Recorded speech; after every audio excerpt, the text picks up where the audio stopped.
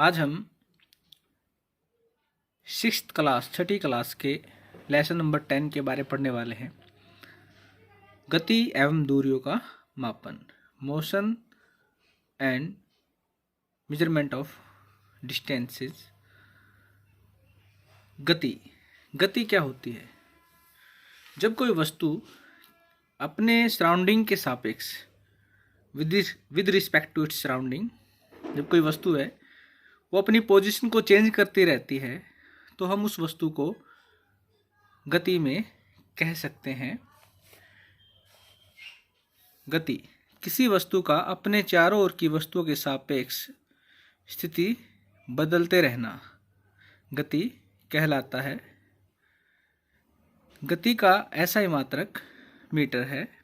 SI की full form international system of units है। जो डिफरेंट यूनिट्स हैं वो बार बार समय समय पर वैज्ञानिकों के द्वारा दी गई हैं। इससे पहले मैट्रिक सिस्टम था, मीट्री पत्ती था, जो 1790 में फ्रांस के द्वारा दी गई थी। क्योंकि ये 6th क्लास का टॉपिक है तो ये जो सारी बातें हैं जो मैं आपको दिखा रहा हूँ अभी, ये सारी की सारी 6th क्लास की बुक से ही ली गई, उससे बाहर कुछ नहीं है। तो हम आगे बढ़ते हैं। इस लेसन के अंदर यातायात की कहानी दी हुई है कि कैसे इंसान पहले बैलगाड़ी आदि में चलता था, उसने अपनी नाव कैसे बनाना सीखा। भी सूखी लकड़ी थी, उसको पानी में डाल दिया, उसको खोखला करने लगा, और फिर उसने जो जलीय जीव थे उनकी आकृति को देखा और उनकी आकृति के अनुसार ही उसने फिर अपनी नाव का जो रूप है, रेखा, वो तैयार की। और आप सभी को पता ही है, जो मछलियाँ होती हैं उनकी जो आकृति है वो धारा रेखीय होती है, स्ट्रीमलाइन बॉडी होती है उनकी।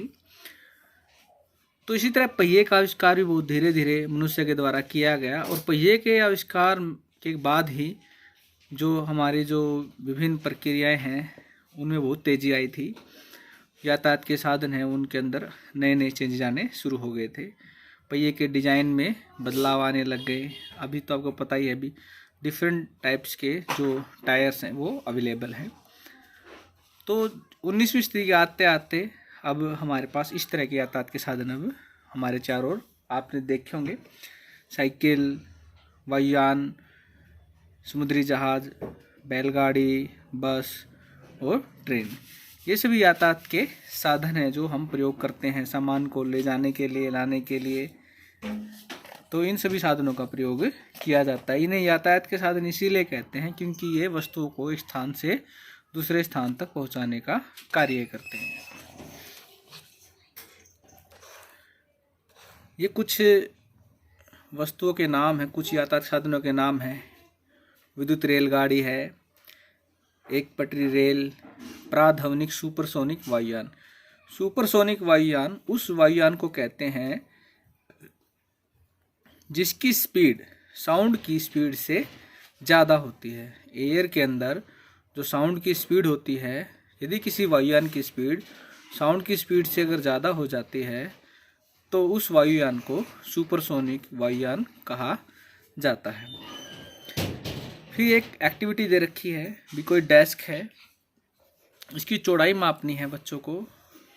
तो क्या क्या तरीके बच्चे अपना सकते हैं? सबसे पहले बच्चे बालिशत के द्वारा, बालिशत का मतलब है भी आप जैसे अपने हाथ है इसको फैला लेते हैं, तो जो आपकी सबसे छोटी उंगली है इससे और जो आपका अंगूठा है इसकी जो मैक्सिमम डिस्टेंस है वो एक बालिशत के बराबर होती है। तो जो एक बालिशत है, ये बालिशत के द्वारा किसी भी डेस्क की चौड़ाई को मापना वो एक सही तरीका नहीं है, क्योंकि किसी बच्चे की बालिशत छोटी हो सकती है, किसी की बड़ी हो सकती है। तो उसके लिए एक अन्य तरीका बच्चों ने अपनाया हुआ है इसके अंदर। यहाँ पे बच्चों ने गिल्ली और डंडे से डेस्क की लंबाई को मापा है। लेकिन इसके अंदर क्या कहा है कि कुछ दिनों के बाद जो रेखा उन्होंने यहाँ पे खींची थी, कुछ दिनों के बाद वो रेखा मिट जाती है और उस बच्चे से जो गिल्ली और डंडा है खो जाता है, और वो नए गिल्ली और डंडे को बनाता है और उससे फिर वो मापने की कोशिश करता है। और जब वो दोबारा मापता है तो जो पहले उसने मापा था वो लंबाई और जो अब वाली जो भी लंबाई है उसमें अंतर आता है। तो ये एक प्रकार का सही तरीका नहीं है, क्योंकि जो गिल्ली और डंडे हैं इनकी लंबाई घट सकती है और बढ़ सकती है। उसके बाद इसमें कोई दूसरा तरीका जैसे डोरी है या और दो मतलब ये धागा है, उससे भी हम मतलब किसी भी डेस्क की लंबाई और चौड़ाई को माप सकते हैं। लेकिन ये भी एक सही तरीका नहीं है। इससे हम ये तो बता सकते हैं भी धागे जो डेस्क की लंबाई है वो इतनी है, लेकिन कितनी है उसका हम सही मान नहीं बता सकते। तो किसी भी वस्तु का सही मान पता लगाने के लिए कुछ मापन बनाए गए हैं, कुछ मापक बनाए गए, मात्रक तैयार किए गए हैं, उनको हम ज्ञात राशि कहते हैं। तो जो एक मापन होता है, मापन एक प्रक्रिया है जिसको हम हिंदी में मापन और इंग्लिश में मेजरमेंट बोलते हैं। मापन का अर्थ क्या है? अज्ञात राशि की उसी प्रकार की ज्ञात राशि से तुलना करना मापन कहलाता है। और जो ज्ञात निश्चित राशि होती है उसको हम मात्रक कहते हैं, यूनिट कहते हैं। जैसे कि यहाँ पे मेजरमेंट या मापन, किसी अज्ञात राशि की उसी प्रकार की ज्ञात राशि से तुलना करना मापन कहलाता है। और जो ज्ञात निश्चित राशि उसको हम मात्रक कहते हैं। जैसे आप दुकान पे जाते हैं तो जो 1 मीटर की जो छड़ होती है उस पर सेंटीमीटर लगे होते हैं। 1 मीटर में 100 सेंटीमीटर होता है। उसके द्वारा जो दुकानदार है वो हमें कपड़ा माप कर देता है। दूरी भी को भी हम मीटर में मापते हैं, क्षेत्रफल को भी हम मीटर में माप सकते हैं। अगर कहीं पे किलो है तो उसका मतलब 10 की शक्ति 3 से है। मिली है तो 10 की -3 होगा। जैसे कि कुछ यहाँ पे हमने कुछ लिखा है, अभी कुछ इकाइयाँ लिखी हैं। 1 मीटर 100 सेंटीमीटर के बराबर होता है। 1 किलोमीटर 10 की शक्ति 3 मीटर या 1000 मीटर के बराबर होता है। 1 सेंटीमीटर 2.5 इंच के बराबर होता है। 1 मिलीमीटर 10 की -3 मीटर के या 1 मीटर बटे में 1000 या 0.001 मीटर के बराबर होता है, या 1/10 सेंटीमीटर के बराबर होता है। और इसका मतलब क्या है? इसका मतलब ये है कि 1 सेंटीमीटर में 10 मिलीमीटर होते हैं। आप स्केल देख सकते हैं, स्केल के ऊपर भी 1 सेंटीमीटर से अगर 2 सेंटीमीटर के बीच में अगर वो जो डैश लगे होते हैं, डंडे लगे होते हैं, उनको गिनोगे तो वो 10 होंगे। इससे पता चलता है 1 सेंटीमीटर में 10 मिलीमीटर होते हैं। उसके बाद ये कुछ क्वेश्चन है, ये बाद में करेंगे, पहले हम लेसन करते हैं हमारा। उसके बाद हमारा मापन के मानक मात्रक है भी, हम कैसे कैसे इनको मापते हैं तो वो मैं आपको पहले ही बता चुका हूँ। जैसे कि इस बुक में लिखा हुआ भी है भी, जो फ्रांसीसियों ने मापन की एक मानक प्रणाली की रचना की थी 1790 में, और उसको मीट्री पत्ती कहते थे। और फिर पूरे संसार के वैज्ञानिकों ने एक जैसे मात्रकों को तैयार करने के लिए एक इंटरनेशनल सिस्टम ऑफ यूनिट बनाया, ताकि पूरे वर्ल्ड के वैज्ञानिक हैं या पूरे वर्ल्ड में एक जैसे मात्रकों का प्रयोग किया जा सके, जिसको हम SI बोलते हैं, अंतर्राष्ट्रीय मात्रक प्रणाली या इंटरनेशनल सिस्टम ऑफ यूनिट्स। ये मैं आपको पहले ही बता चुका हूँ भी 1 मीटर में 100 सेंटीमीटर होते हैं, 1 सेंटीमीटर में 10 मिलीमीटर होते हैं, और 1 सेंटीमीटर के 10 बराबर भाग होते हैं जिन्हें मिलीमीटर कहते हैं। 1 मीटर को 100 बराबर भागों में विभाजित किया जा सकता है जिन्हें सेंटीमीटर कहते हैं।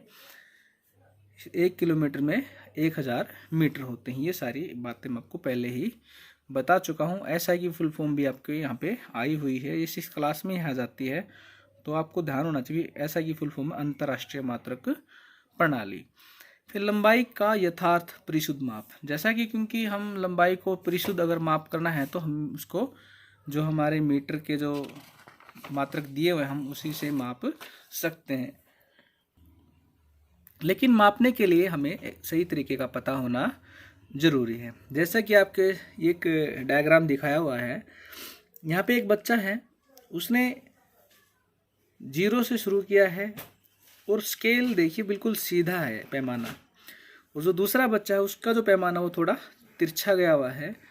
तो जो नीचे वाला तरीका है ये गलत है, ये तरीका सही नहीं है। हमें इस तरीके से ही मापना होगा, बिल्कुल एक सीध में होना ज़रूरी है हमारा जो पैमाना है, ताकि हम अच्छे से उसको माप सकें। उसके बाद हम अगले एक्टिविटी में आते हैं। यहाँ पे एक बच्चे ने हमारा जो पैमाना वो टूटा हुआ है यहाँ पे, और टूटा हुआ है तो हम फिर सही तरीका क्या हो सकता है, अभी हम कैसे उसको सही माप सकते हैं। यहाँ पे जो स्केल टूटा हुआ है तो एक बच्चे ने यहीं से मापना शुरू कर दिया, जो कि गलत तरीका है। अगर वो यहाँ से मापेगा तो जो उसकी रीडिंग है वो सही नहीं आएगी, वो अच्छे से रीडिंग नहीं ले सकता। उसको क्या करना होगा, एक को 0 मानना होगा और फिर 1 से ही रीडिंग स्टार्ट करनी होगी। और जो उसकी लास्ट में रीडिंग आती है, जैसे यहाँ पे 14 के नियर अबाउट है, तो 14 में से हम 1 को माइनस कर देंगे, तो जो 13 सेंटीमीटर है वो हमारी जो लंबाई है वो आ जाएगी। इसी तरीके से देखने का जो तरीका है वो भी हमें ध्यान देना होगा इस बात में।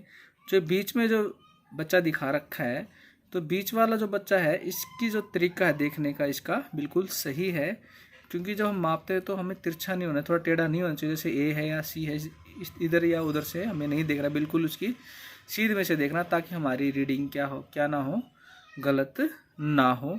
अगर हम इधर साइड में से देखेंगे या दूसरी तरफ से देखेंगे, हो सकता है भी मिस जजमेंट हो जाए और हमारी जो रीडिंग है वो गलत ले लें।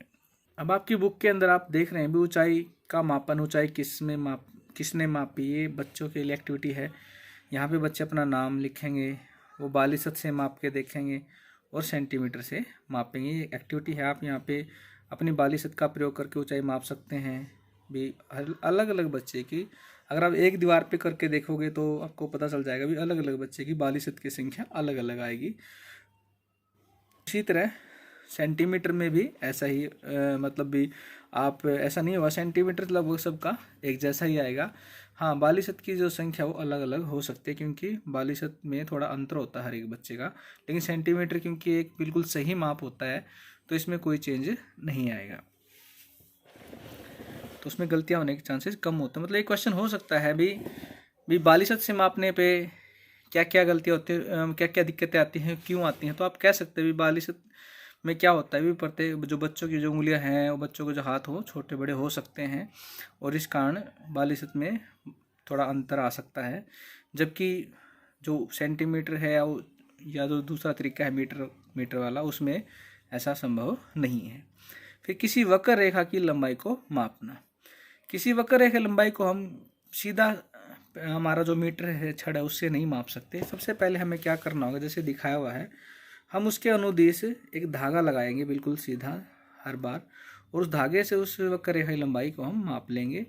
और फिर जितनी लंबाई धागे की है, हमने वहाँ पर जहाँ तक वो पहुँचा है वहाँ तक हम उस धागे पर अपना उंगली से पकड़ लेंगे अच्छे से, और स्टार्टिंग पॉइंट से लेकर, और फिर उस धागे की लंबाई को हम मापेंगे जिसके द्वारा हमने उस वक्र रेखा की लंबाई को मापा है। और फिर उस धागे को हम मीटर पर रखेंगे और उस रेखा की लंबाई को आसानी से माप सकते हैं पैमाने की सहायता से, धागे को उस पैमाने पर रख के। उसके बाद है हमारे चारों गतिशील वस्तुएं। हमारे चारों ओर अलग अलग तरह की गतिशील वस्तुएं आपने देखी होगी, अपने आसपास हैं, वो कुत्ते, गायें, और जल में मछली, घर, फैक्ट्री आदि में जो व्यक्तियों को इधर उधर जाते देखा होगा। सड़क पर आपने काफ़ी लोग इधर उधर घूमते देखा होगा। चींटियों को एक जगह से दूसरी जगह जाते देखा होगा। तो ये सारी एक प्रकार की गतियाँ हैं। तो गति 3 प्रकार की होती है, जैसा हम पहले एक गति में देखते हैं यहाँ पे। तो जो एक बस है या कार है सीधी जा रही हैं, ये यहाँ पे पैदल मार्च हो रहा है। तो इन दोनों के अंदर क्या समानता है, दोनों में सीधी रेखा में गति हो रही है, इसमें भी और इसमें भी।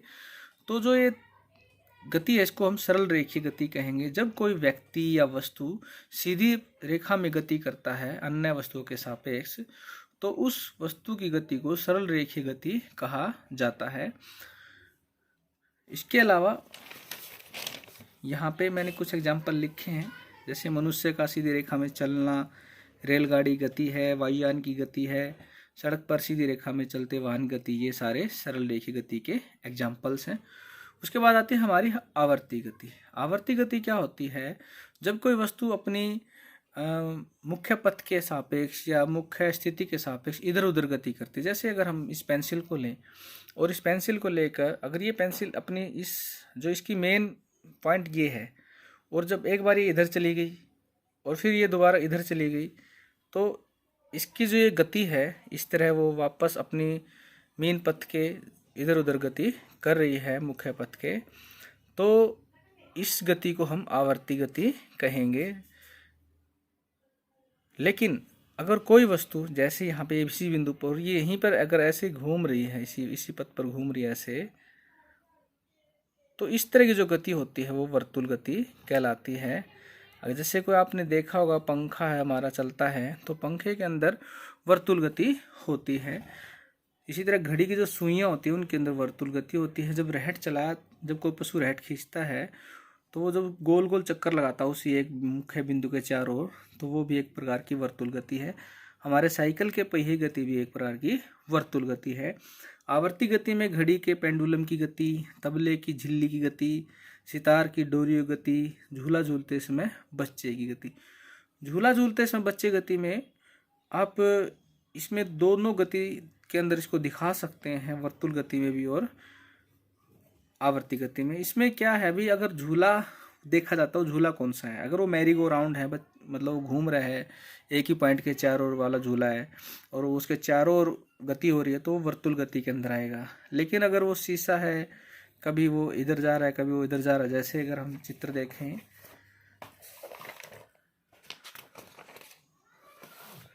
जो इस तरह की गति है इस झूले के अंदर ये आवर्ती गति में आएगा। लेकिन अगर वो गोल झूला होता तो फिर वो वर्तुल गति में आता। तो तबला है, घंटी है और घड़ी का जो पेंडुलम है ये नीचे ये, और जो गिटार है इसके जो तारे होते हैं कंपन होते हैं उनमें आवर्ती गति होती है। अब हम इस बुक के अंदर जो क्वेश्चंस हैं उनको करेंगे। तो सबसे पहला क्वेश्चन देखते हैं, वायु, जल और थल पर उपयोग किए जाने वाले परिवहन के साधनों में प्रत्येक के दो दो उदाहरण दीजिए। अगर हम वायु की बात करें तो आप इसमें दो उदाहरण दे सकते हैं, वायुयान आ गया और आपका हेलीकॉप्टर आ गया। जल के अंदर आए तो आप जल में एग्जाम्पल दे सकते हैं हमारा समुद्री जहाज, किश्ती। और थल की अगर आप बात करते हैं तो आप थल का एग्जाम्पल दे सकते हैं, बस है, स्कूटर है, कार है, ये सारी चीज़ आप इनमें बता सकते हैं। आपको दो दो उदाहरण देने हैं तो कोई भी आप दो उदाहरण जो भी आपको याद आए, लेकिन ध्यान रखना वायु वाले परिवहन के साधनों को वायु में ही लिखना है, जल वालों को जल में लिखना और थल वालों को थल में लिखना है। उसके बाद हम सेकंड क्वेश्चन पे आते हैं, रिक्त स्थानों की पूर्ति करनी है। 1 मीटर में 100 सेंटीमीटर होते हैं, 5 किलोमीटर में 5000 मीटर होते हैं। झूले पर किसी बच्चे गति आवर्ती भी हो सकती है वो वर्तुल भी हो सकती है, वो झूले पर डिपेंड करती है। क्योंकि हमारी बुक में झूले की गति आवर्ती दे रखी है, लिखा हुआ भी मैं आपको दिखा सकता हूँ। ये यहाँ पर है भी झूलते समय बच्चों की गति है, यहाँ पर ये आवर्ती गति के उदाहरणों में दे रखा है। वो इस करके अभी क्योंकि वो ये झूला है, इसलिए आप अगर अगर स्पेसिफिक यहाँ पे झूला स्पेसिफाई कर रखा है भी कौन सा झूला है, वो मैरी गो राउंड है या शीशा है, तो उसके अकॉर्डिंग हमें झूले के अकॉर्डिंग हम यहाँ पे लिखेंगे भी वो आवर्ती गति है या वर्तुल गति है। फिर किसी सिलाई मशीन की सुई गति वो आवर्ती रहेगी क्योंकि वो बार बार एक गति की मतलब अपनी जो मेन स्थिति उसके इधर उधर गति करती है। साइकिल के पहिए गति वर्तुल गति का उदाहरण है। उसके बाद है पग या कदम का उपयोग लंबाई के मानक मात्रक के रूप में क्यों नहीं किया जाता। जैसा कि हम बालिशत में हमने पढ़ा था वही बात पग और कदम पे भी निर्भर करती है। भी अगर आप किसी व्यक्ति को लंबाई मापनी है तो एक व्यक्ति के जो पग हैं कदम हैं वो बड़े हो सकते हैं, दूसरे के वो छोटे हो सकते हैं, तो इसमें अंतर आता है जब हम लंबाई को मापते हैं। तो पग या कदम को लंबाई के मानक मात्रा के रूप में इसलिए प्रयोग नहीं किया जा सकता क्योंकि इसमें गलतियां होने के चांसेस ज़्यादा से ज़्यादा होते हैं, इसमें बदलाव आ सकते हैं, अंतर आ सकते हैं। उसके बाद नीचे है क्वेश्चन नंबर 4 है, वो मैंने बुक कॉपी में लिखा हुआ है, मैं आपको दिखाता हूँ। यहाँ पे क्वेश्चन नंबर 4 में क्या था, अभी हमने 1 सेंटीमीटर, 1 मीटर, 1 किलोमीटर और 1 मिलीमीटर इन सबको हमने बढ़ते क्रम में व्यवस्थित करना है। तो उससे सबसे पहले तो हमें पता होना चाहिए कौन बड़ा है कौन छोटा, हम तभी इनको बढ़ते क्रम में लगा सकते हैं। तो 1 किलोमीटर की बात करें तो 1 किलोमीटर में 1000 मीटर होते हैं, और 1 सेंटीमीटर की अगर हम बात करें भी 1 सेंटीमीटर में 10 मिलीमीटर के बराबर होता है, और 10 मिलीमीटर को अगर हम और चेंज करें तो ये 0.01 मीटर के इक्वल आ जाता है, और 1 मीटर 100 सेंटीमीटर के बराबर होता है। इसी तरह 1 मिलीमीटर है वो 10⁻³ मीटर या 0.001 मीटर के बराबर होता है। तो जैसा कि हम यहाँ देख पा रहे हैं भी, समझ पा रहे हैं, जो मिलीमीटर वो सबसे छोटा होता है। तो हमने सबसे पहले मिलीमीटर 1 मिलीमीटर को लिखा है, उसके बाद सेंटीमीटर छोटा होता है तो हमने 1 सेंटीमीटर को, मतलब 1 मिलीमीटर से बड़ा 1 सेंटीमीटर, और 1 सेंटीमीटर से बड़ा 1 मीटर, और 1 मीटर से बड़ा 1 किलोमीटर है, वो हमने इनको ऐसे एडजस्ट कर रखा है भी, क्योंकि हमने इनको बढ़ते क्रम में लगाना है लंबाई के। उसके बाद है हमारा जो नेक्स्ट क्वेश्चन है, 5th क्वेश्चन है भी, किसी वस्तु की लंबाई है वो 1.65 मीटर है, तो इसको सेंटीमीटर और मिलीमीटर में बदलना है। जैसा कि हम जानते हैं 1 मीटर में 100 सेंटीमीटर होते हैं, तो इसके हम यूनिट फैक्टर बनाते हैं। यूनिट फैक्टर बनाने के लिए हमें क्या करना होता है, यहाँ पे आप देखिए इसके पीछे मीटर है, तो जो मीटर है इस मीटर को हम इस सेंटीमीटर के नीचे ले जाएंगे, क्योंकि दोनों सेम टर्म है, ऊपर नीचे होते तो ये दोनों 1 के इक्वल होते हैं, इनको हम लिख सकते हैं ऐसे।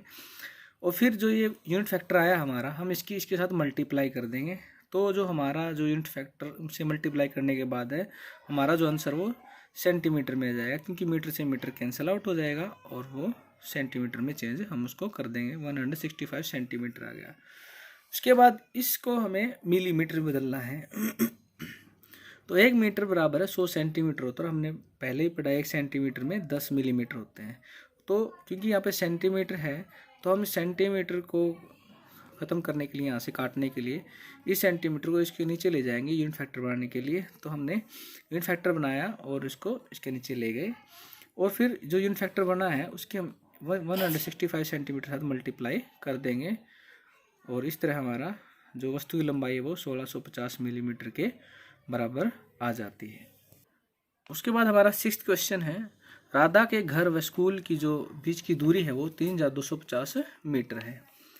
अब क्योंकि इसको हमने किलोमीटर में बदलना है तो उसके लिए हम क्या करते हैं, उसके लिए हमें ये पता होना चाहिए 1 किलोमीटर 1000 मीटर के बराबर है।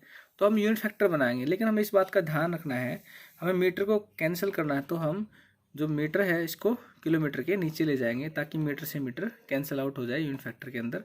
और फिर इस यूनिट फैक्टर की हम इस संख्या के साथ मल्टीप्लाई कर देंगे, मीटर से मीटर कैंसिल आउट हो जाएगा, और 3250 बटे में 1000 किलोमीटर या 3.250 किलोमीटर हमारी आंसर वो आ जाएगा।